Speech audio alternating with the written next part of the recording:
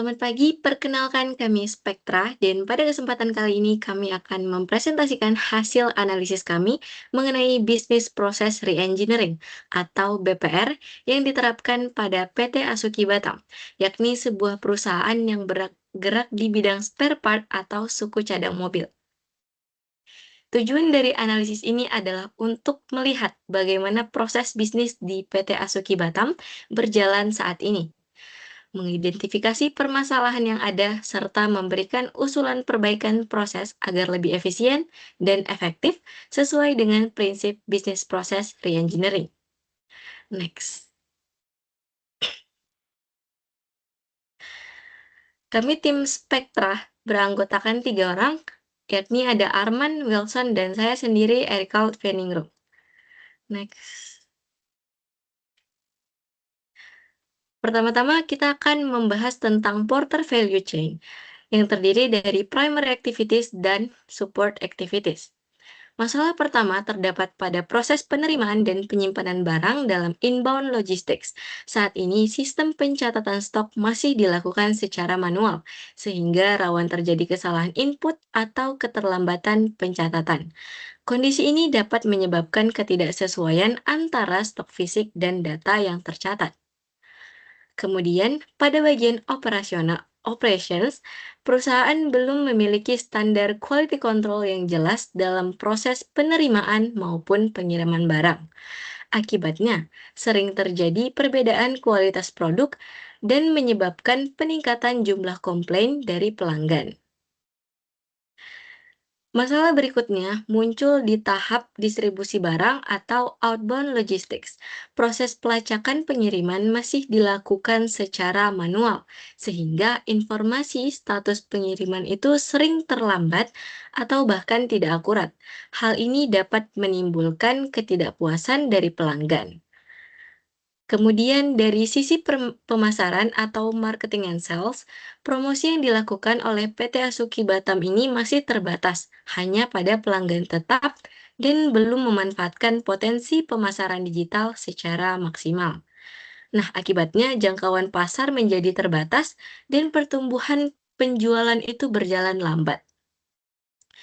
Kemudian pada bagian layanan, belum ada sistem feedback dan pengelolaan retur yang efektif. Proses pengembalian produk itu masih dilakukan secara manual sehingga membutuhkan waktu yang cukup lama. Next. Kemudian pada bagian support activities, dari sisi infrastruktur perusahaan, struktur organisasi belum memiliki sistem laporan yang terpusat dan proses penyusunan laporannya masih dilakukan secara manual. Masalah berikutnya terdapat dalam HR Management. PT Asuki Batam ini belum memiliki SOP terkait rekrutmen maupun pelatihan rutin bagi karyawan. Akibatnya, proses rekrutmen itu kurang terstandar dan pengembangan kompetensi karyawan itu masih cukup terbatas. Dan dari sisi pengembangan teknologi, itu sistem IT antar divisi belum saling terhubung. Hal ini menyebabkan proses pengelolaan data menjadi lambat dan tidak terintegrasi antara bagian stok, penjualan, dan juga HR. Dan yang terakhir, pada proses pengadaan barang atau procurement, pemilihan supplier itu belum berbasis pada data performa. Evaluasi masih dilakukan secara umum tanpa mempertimbangkan faktor kualitas, waktu pengiriman maupun harga secara terukur. Selanjutnya terkait BPMN. Selanjutnya, pada bagian ini kami akan menampilkan Business Process Model and Notation atau disebut dengan BPMN yang menggambarkan alur bisnis proses PT Asuki Batam dalam penjualan dan distribusi spare part mobil. Proses ini melibatkan beberapa pihak yaitu customer, admin, gudang, supplier, dan supir.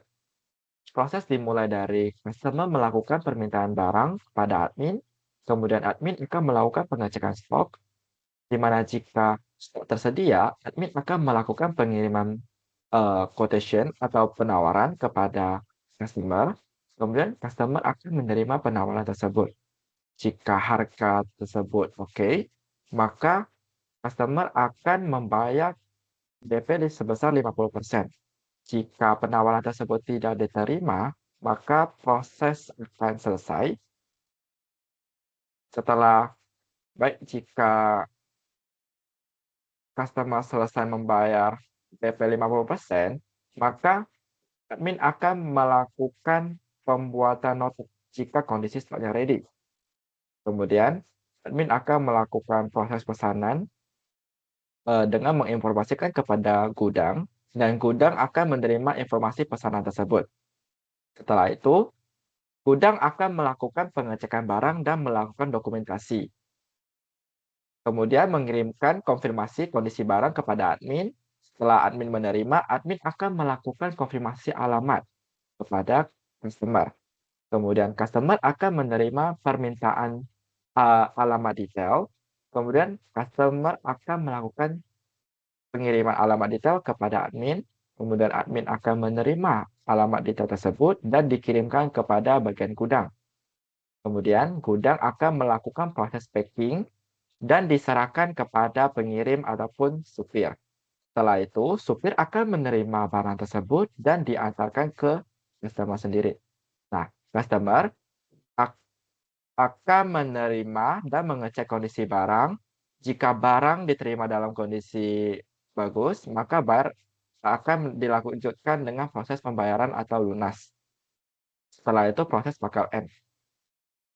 Kita balik lagi ke jika kondisi tidak ada ready stock, maka admin akan menawarkan proses pre-order ataupun inden kepada customer.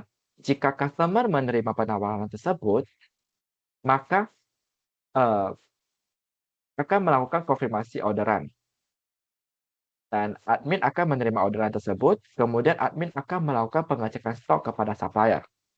Nah, supplier akan menerima informasi mengenai permintaan checking stok, kemudian akan melakukan pengiriman penawaran.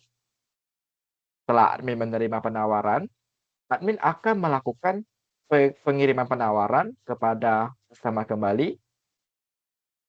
Jika harga tersebut diterima, maka seperti yang tadi, customer akan membayar DP sebesar 50%. Setelah DP diterima oleh admin, admin akan melakukan proses order kepada supplier. Dan supplier akan menerima orderan tersebut. Kemudian supplier akan membuat nota dan packing list. Dan melakukan pengiriman barang ke gudang PT. Setelah pengiriman tersebut, barang akan diterima oleh bagian gudang PT Asuki. Kemudian PT Gudang Asuki akan melakukan informasi pengiriman kepada admin untuk membuat nota penjualan. Dan flow ini seperti biasa, yaitu admin akan melakukan pembuatan nota penjualan dan memproses pesanan. Kemudian bagian gudang juga akan menerima informasi pesanan untuk dicek barang dan dokumentasi. Setelah kondisi barang, kemudian akan dikonfirmasi mengenai alamat. Jika alamat sudah diterima, maka akan dilanjutkan oleh proses packing, kemudian diserahkan ke bagian supir. Kemudian supir akan menerima barang tersebut dan diantarkan customer. Dan customer akan melakukan pengecekan dan membayar sisa DP, yaitu pelunasan dan proses. Kemudian di bagian setelah barang keluar atau masuk, bagian gudang akan update stock by Excel, kemudian akan stop juga.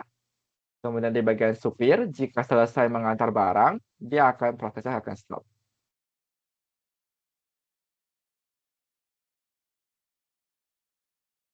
Oke, next untuk berdasarkan penjelasan dari Porter Value Chain dan BPMN PT Asuki Batam, kami akan menjelaskan tentang IT teknologi yang akan diterapkan oleh PT Asuki Batam.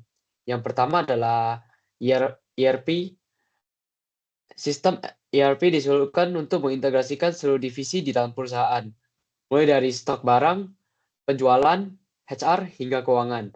Dengan adanya ERP, proses bisnis dapat berjalan lebih efisien. Data dapat diakses secara real time, dan pengambilan keputusan bisa dilakukan dengan lebih cepat. Yang kedua, ada Inventory Management System. Inventory Management System digunakan untuk mengatasi masalah pada proses pencatatan dan pengelolaan stok barang.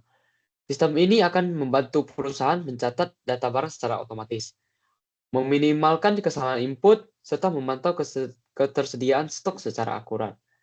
Yang ketiga ada CRM, Customer Relationship Management, yang berfungsi untuk mendukung aktivitas marketing dan sales, terutama dalam menjaga hubungan dengan pelanggan. Melalui CRM, PT Asuki Batam dapat menyimpan riwayat pembelian, memantau referensi pelanggan, serta menjalankan strategi promosi digital yang lebih terarah. Yang keempat, ada Delivery Tracking System. Untuk meningkatkan efisiensi di bagian distribusi, perusahaan dapat mengadopsi sistem delivery tracking. Sistem ini memungkinkan pelanggan maupun pihak internal melacak posisi barang secara real time, sehingga transparansi pengiriman meningkat dan mengurangi risiko kehilangan barang. Yang kelima ada BI Dashboard. Selanjutnya, Business Intelligence Dashboard diusulkan untuk membantu manajemen dalam menyusun laporan secara otomatis dan visual. Dengan BI Dashboard, data penjualan stok maupun performa karyawan bisa ditampilkan dalam bentuk grafik yang mudah dipahami, sehingga keputusan bisnis lebih cepat dan akurat. Yang keenam, ada Customer Feedback dan Return System. Untuk memudahkan pelanggan memberikan penilaian dan melakukan retur barang secara digital. Hal ini diharapkan dapat meningkatkan kepuasan pelanggan dan mempercepat proses pelayanan. Yang terakhir, ada Supplier Management System. Sistem ini digunakan untuk membantu proses evaluasi dan pemilihan pemasok berdasarkan data performa, seperti ketepatan waktu pengiriman, harga, dan kualitas barang. Dengan sistem ini, perusahaan dapat menjalin kerjasama dengan supplier yang lebih terpercaya dan konsisten. Demikian pemaparan kami terkait bisnis proses re-engineering PT Asuki Batam. Melalui penerapan berbagai solusi sistem manajemen yang telah kami sampaikan, kami berharap perusahaan dapat bertransformasi menjadi lebih efisien, terintegrasi, dan siap menghadapi tantangan bisnis ke depan. Seperti yang tertera pada slide ini, solusi cerdas untuk masa depan bisnis yang lebih baik. Semoga inovasi ini bisa menjadi langkah nyata menuju digitalisasi yang berkelanjutan. Sekian dari kami dan terima kasih.